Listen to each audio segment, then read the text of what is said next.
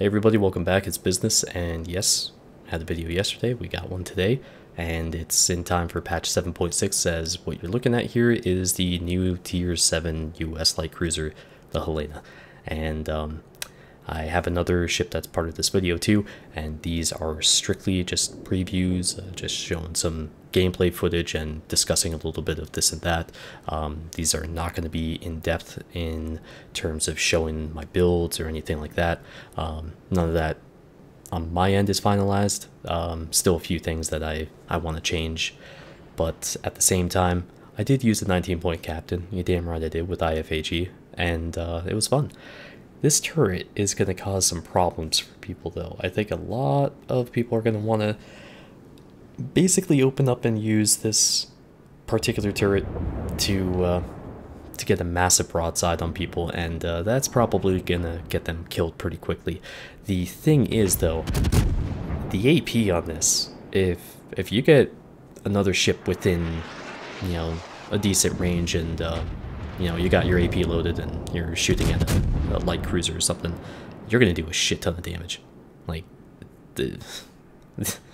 these shells, they're floaty as hell, but you can't deny the alpha that this thing has. And you know, with the AP, if you get the chance, you can. Damn, I can't think of anything that this can face that it can't knock out.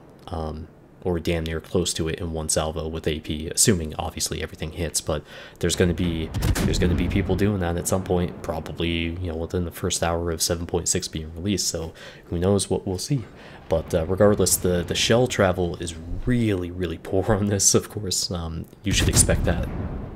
You know, any of the cruisers for the US side, they just have monstrous shell arcs and horrible shell travel time, so that's just something to prepare for, of course. Nothing has changed on that front, and I don't think anything ever will. I guess that's part of the national flavor for the US light cruisers, but yeah, like I said, I do run IFHE on this. I run AFT, and you know, for the purposes of, you know, the testing at least. The interesting thing with this is that it has short, mid, and long range DPS with the AA range module and also AFT. You know, you get some pretty decent range, over 7 kilometers on your multi-purpose, or I'm sorry, your dual-purpose AA, and that is the stuff that's obviously affected by manual AA. And in that regard, it's really not that strong a ship until they get a bit closer. I think it's 5.1 even with those additional modifications. It's a, you know, it's a decent range, but this isn't an AA monster like the Cleveland was obviously at tier 6 or is currently at tier 8. It's a bit underwhelming, but it's still, I think, perfectly viable in at the very least a self-defense role. You know, being able to help yourself with incoming carrier planes. If they're dropping on you, you're going to be able to scatter those things and obviously easily get in between the torpedoes, or you should be able to. But you know, what I like about this ship, which by the way has a pretty sad history to it, and for those of you who don't know, Helena is the capital of Montana, and it only has like 30,000 people in it, which is weird. You don't hear that too often with capitals, and for some reason that's like the 6th most populous city in Montana. I don't know why I know this. I looked it up like 20 minutes ago. You know, if you can get the broadside of a target and use the AP, I really think this is going to be beneficial. I mean, that was about an 8,000 damage salvo there, but don't be afraid to switch over to AP. You might be surprised with some of the results. Even if you have IFHE, sometimes, you know, if you have the chance for a Citadel, then go ahead and take it.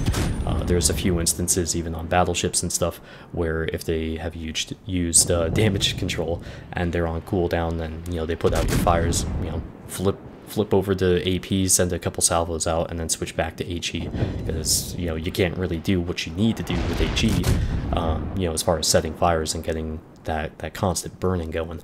But I really do think that this feels pretty solid at tier 7.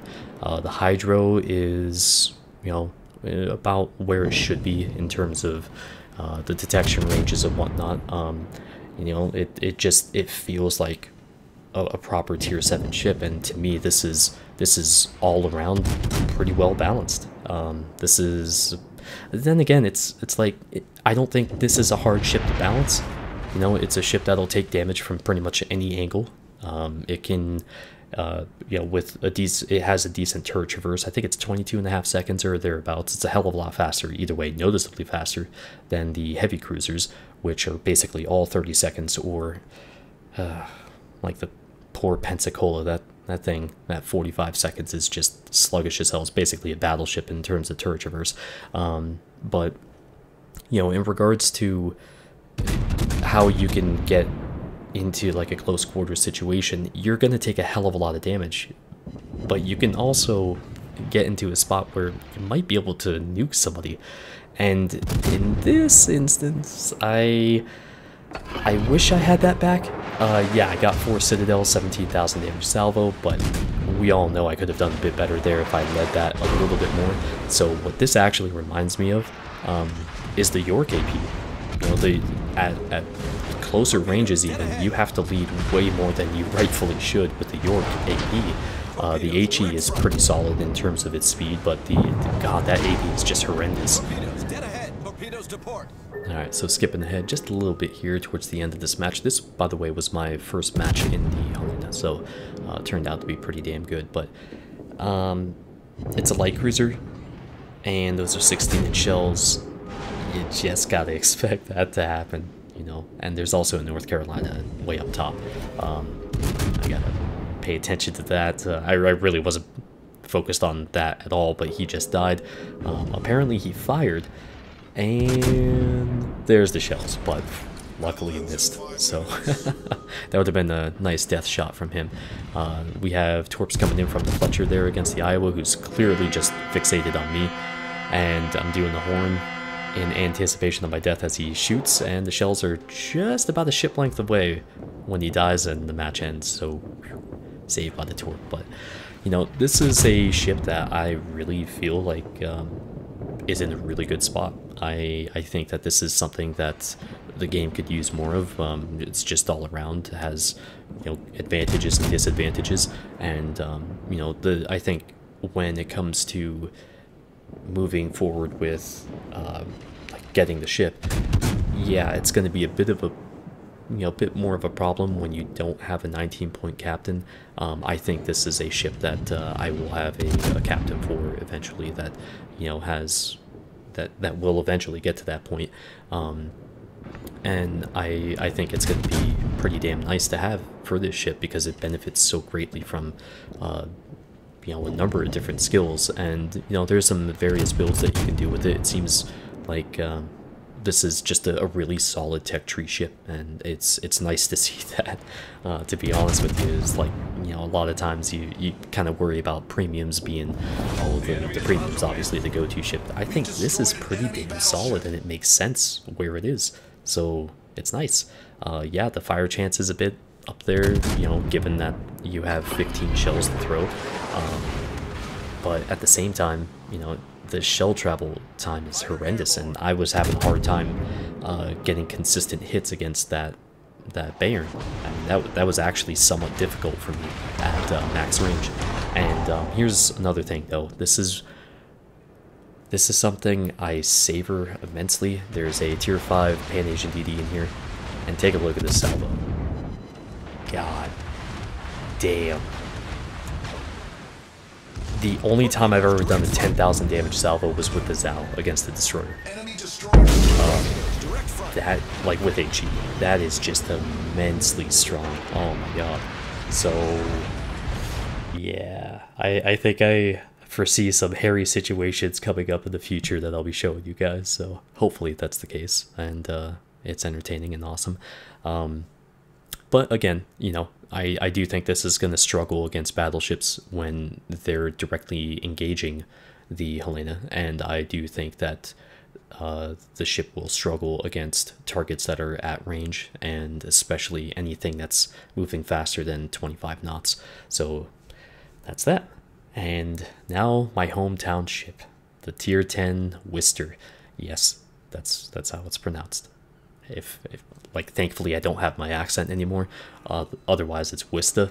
But yeah, it's never been anything other than that for me. So I know everybody's gonna have their own way of saying it. I personally don't give a shit. It's just, it's pronunciation that doesn't bother me in the slightest, and you know, regional dialect and all that stuff, right? But this match, I just wanted to show a particular thing about this ship. The immediate comparison is the Minotaur, and you guys will see a lot of the Minotaur over the next few videos because I'm in love with that ship, and you'll understand why when we get there, of course.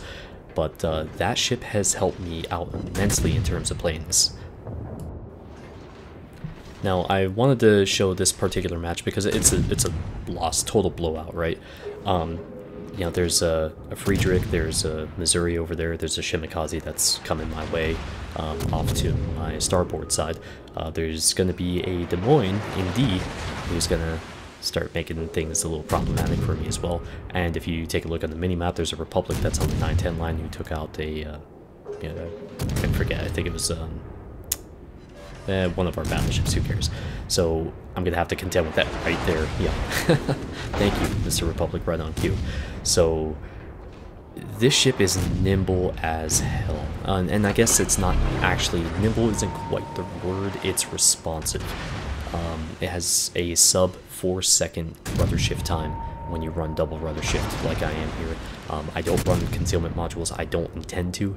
I think 12 kilometers is fine, and you know, this is a ship that in open water is going to be a pain in the ass to hit, and I really think that this is going to be problematic again for a lot of people to inflict damage on it in anything other than either small chunks or massive, almost total chunks, you know. And I think that this is a hell of a ship to play. It just reminds me so much of the Minotaur, just, you know, with red shells instead of blue. And in that regard, I think that there's quite a bit to like about how it behaves, because I absolutely adore the Minotaur, and we went from 380,000 potential damage to 2 million plus in that period of time, so that was pretty nice. But it's just worth noting because I don't really care for, you know, going full concealment with something like this. This is a ship that I'm just going to be shooting as much as I possibly can, and that's that. But it does have enough shell pen, even out to, I think I citadeled another Des Moines, I think it was like at 14-15 kilometers, so it has enough shell pen to do that on the AP. So if you get a you know, broadside light armored cruiser like that, then by all means dump the AP. The big difference here is that it has 25mm bow plating as opposed to 27mm. So, and I don't know why the hell I didn't pop radar or hydro prior to this, but whatever. Hey, there's a gearing. But I'm a little slow on the uptake here. I was streaming this match at the time. This particular clip isn't live, but you know, I'm recording it from a replay and everything. But I was just preoccupied with something else. But yeah, we're just shredding this guy, just tearing him apart. But it's important to note that with this ship, the 25mm bow plating means that the French battleships with their 15-inch guns and the Tirpitz, the Bismarck, they're going to be able to overmatch you frontally. So you have to bear that in mind. You got to make sure that you're in a position like this, like with cover, to really just make the most of the ship and try to protect your health pool as much as you possibly can. It does have a solid hydro. I think it reaches out to 4.92 kilometers. You got the radar, which again lasts a bit too long at 40 seconds, and reaches out to the same distance as the Des Moines. I do want to say, by the way, the Des Moines is going to get the shit kicked out of it by this at close range. You have incredible turret traverse, not as fast as the Minotaur, but it's not that far behind. You also have an awesome rate of fire and plenty enough shell pen to be able to hit the citadel of that thing at range, let alone obviously point blank. So if you can manage a drive-by against a Des Moines that's just sitting there, by all means do it. You're going to rack up, you'll probably one-shot them actually, or just, you know, get dev strikes because you're going to be able to unload so many shells in such a short period of time. But this guy in the gearing was kind enough to drop me a smoke, and 2 minutes of smoke for this ship is crazy. The amount of crap that you can put into the air in, you know, down range against targets is amazing. But once you start finding range against targets and you know, your lead, you should be able to start racking up some damage rather quickly. And again, IFHE I think is pretty much mandatory on this ship, especially this one because of what it faces at this tier. But it is, in the sense of the total package, I do think this is a bit much, but I also know that if you take anything away, it's going to be too damn weak, but if you add anything else, it's going to be so blatantly overpowered. So it's in an extremely gray area, and I would have rather have seen, like, I think the consumables, it's just too much that it can do all these things. But you know, maybe some more differences outside of just the guns, and you know, additional consumables or whatever compared to the heavy line. I think that would have been a better way to do this, but who knows what the changes in the future will bring. But I really wouldn't expect anything major coming against this ship, or for that matter. But I do want to point out, this is a ship that needs a good team to maximize, or obviously division, to maximize the potential. And that, by that I mean it's a very sensitive ship to the quality of the team that you have, because it doesn't have deleting power, it doesn't have shell pen, it doesn't have torps. You know, you have a battleship coming around the corner at you, what are you going to do?